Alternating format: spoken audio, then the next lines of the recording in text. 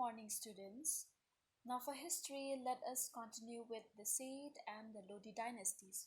So, in the last video, I have explained to you about the Tughlaq dynasty, that is Firoz Shah Tughlaq, and his policies.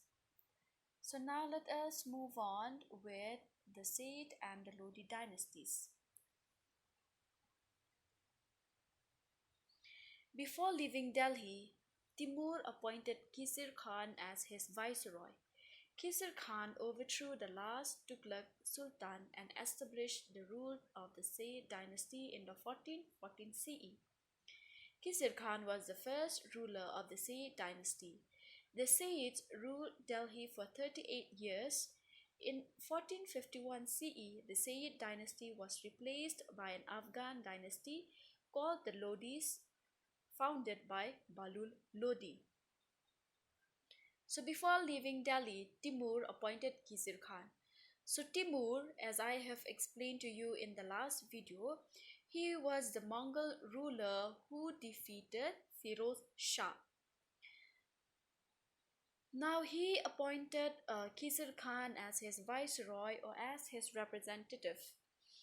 Now Kisir Khan, he overthrew the last Tughlaq Sultan and established the rule of the Sayyid dynasty in 1414 CE. Kisir Khan therefore was the first ruler of the Sayyid dynasty. Now the Sayyids, they ruled Delhi for about 38 years. In 1451 CE, the Sayyid dynasty was replaced by an Afghan dynasty called the Lodis, which is founded by Balul Lodi. The control of the Lodis was confined to Punjab and the Doab area. Sikandar Lodi, the greatest of the Lodi rulers, was succeeded by Ibrahim Lodi, the last Lodi ruler. Ibrahim Lodi was harsh, cruel, and unpopular. So the Lodis, they gained control over Punjab and the Doab area. Sikandar Lodi, one of the greatest Lodi ruler, he was succeeded by Ibrahim Lodi, who is the last Lodi ruler. Now Ibrahim Lodi was known to be harsh, cruel, and unpopular ruler. Now Babur, a descendant of Timur or the Mongol ruler, he invaded India in 1526 CE and killed Ibrahim Lodi in the first battle of Panipat. So in the first battle of Panipat, Babur, he defeated Ibrahim Lodi and killed him. So this battle was a major turning point in the history of India. Now why? Because it marked the end of the Delhi Sultanate and the beginning of the Mughal rule in India. Now let us have a look at the comparative study of the Khiljis and the Tughlaqs. Now this comparative study, it shows more of a difference than the similarities between the Khiljis and the Tughlaqs. So now first let us have a look at the differences or the contrast. Alauddin Khilji was the first Delhi Sultan to build an empire in India. He followed an aggressive but sensible foreign policy and greatly enhanced the power and prestige of the Sultanate. So Alauddin Khilji, he was the first Delhi Sultan to build an empire in India. So he followed an aggressive, that is a hostile but sensible foreign policy, and he greatly enhanced the power. He exercised his power with great respect as a sultan. Now his successful military expedition expanded the boundaries of the Sultanate and extended his influence south of the Vindhyas. Now his successful war campaigns has helped him to expand the boundaries of the Sultanate and extended his influence south of the Vindhyas. The foreign policy of Muhammad bin Tughlaq was highly ambitious with unrealistic goals such as world empire.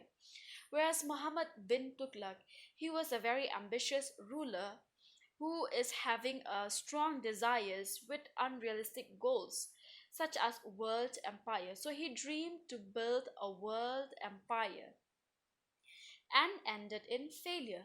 Now, Firoz Shah's policy, on the other hand, was weak and ineffective. So his policies were weak and ineffective. The failure of their military expedition sapped the energies of the Tughlaqs and eventually led to the disintegration of the huge empire established by Alauddin Khilji. So the failure of their military expeditions or their military campaigns or war have drained the energies of the Tughlaqs and eventually led to the division of the huge empire which was established by Alauddin Khilji. Alauddin was the first Sultan of Delhi to create a permanent standing army. He introduced a number of radical military reforms to make the army disciplined, efficient, and strong. So Alauddin, he was the first Sultan of Delhi to create a permanent standing army, a strong standing army. He introduced a number of radical military reforms. He introduced strong repression or military reforms to make the army disciplined, efficient, and strong.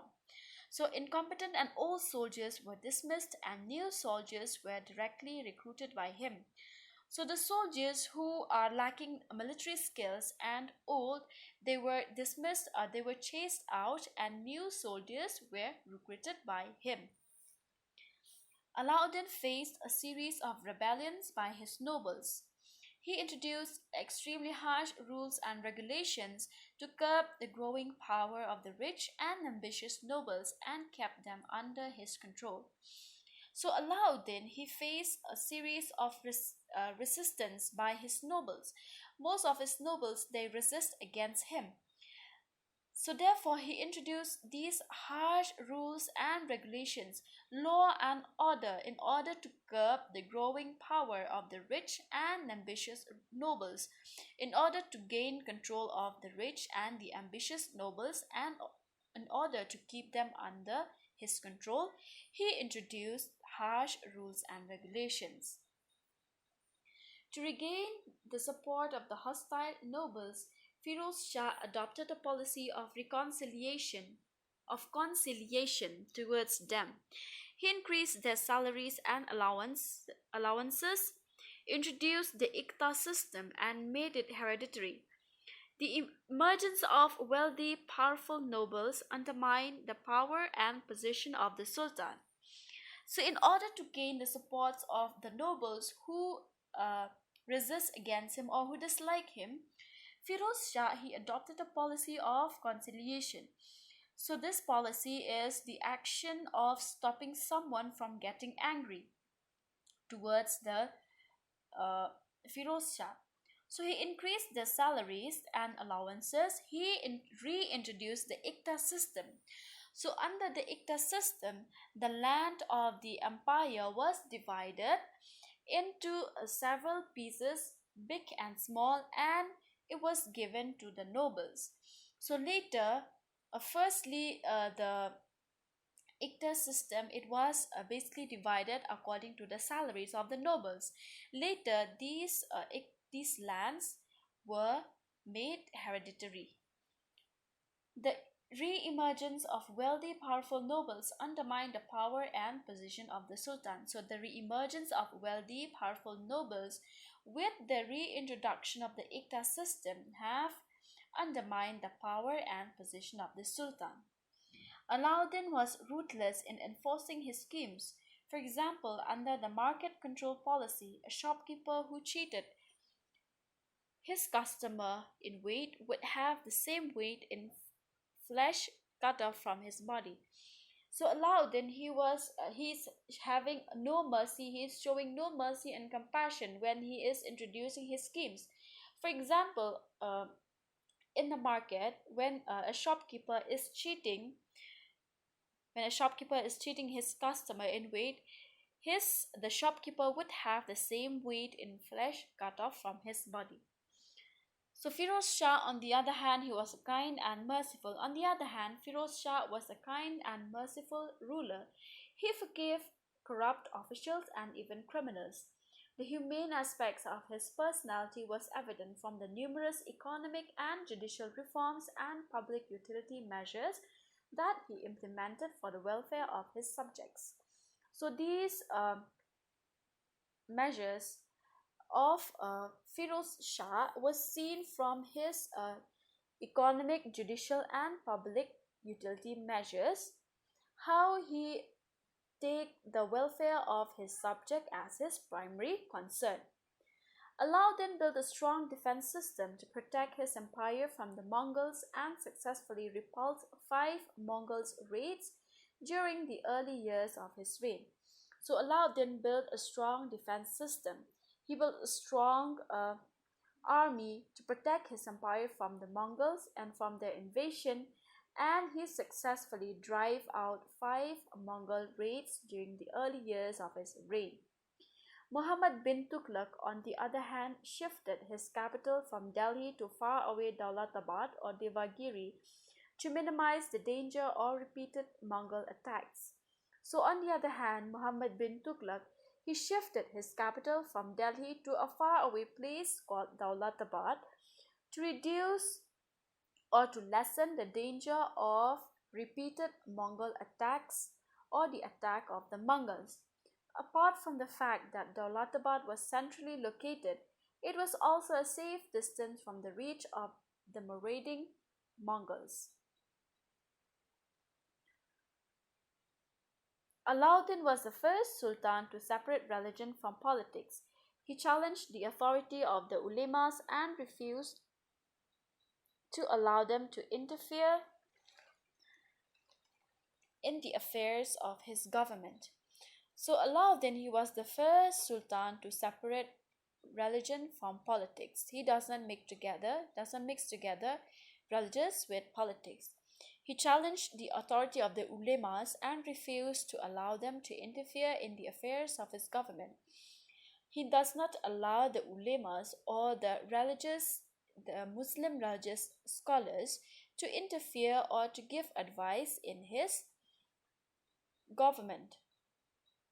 To regain the support of the ulemas, Firoz Shah ruled the Sultanate according to the Sharia. So, in order to gain the support of the ulemas, Firoz Shah, he ruled the Sultanate according to the Sharia. Now, the Sharia here is a Islamic law and was advised and influenced by them in various administrative matters. So, Firoz Shah, he take on the advice of the ulemas and was influenced by them in his administration. Alauddin did not know how to read and write, but he proved to be a brilliant military general, a shrewd, far-sighted, and efficient ruler. So Alauddin, he was an illiterate person, but still he proved to be a brilliant military general and a sharp, a person who is having a sharp powers of judgment, far-sighted and efficient ruler. Muhammad bin Tughlaq was one of the most learned and accomplished rulers or scholars of his time, but a total failure as a general and administrator. So Muhammad bin Tughlaq, he was the most learned and accomplished scholars of his time, but he was a total failure as a general, as a military general, and as an administrator, as a ruler. Now, these are the differences between the different rulers of the Khiljis and the Tughlaq dynasty. Now, let us have a look at the similarities.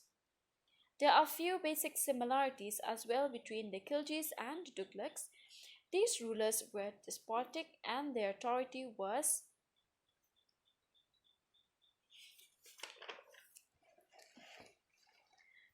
absolute. A command from the Sultan became the law of the land.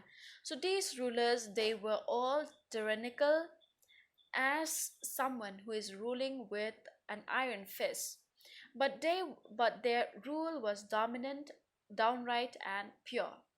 Now one command from the Sultan became the law of the land. So these are the basic similarities. They introduced numerous welfare schemes to improve the economic conditions of their subjects. They were patrons of art, architecture, and learning, so they were lovers of art and architecture. The ambitious dream of establishing a world empire was nurtured by both Alauddin Khilji and Muhammad bin Tughlaq. So both these dynasties, their rulers, they have ambitious dream, that is establish a world empire. So this dream was cherished by both Alauddin Khilji and Muhammad bin Tughlaq. So with this comparative study, we have come to an end of this chapter. So I hope you have all understood. So if you are having any doubts, do let me know. Thank you.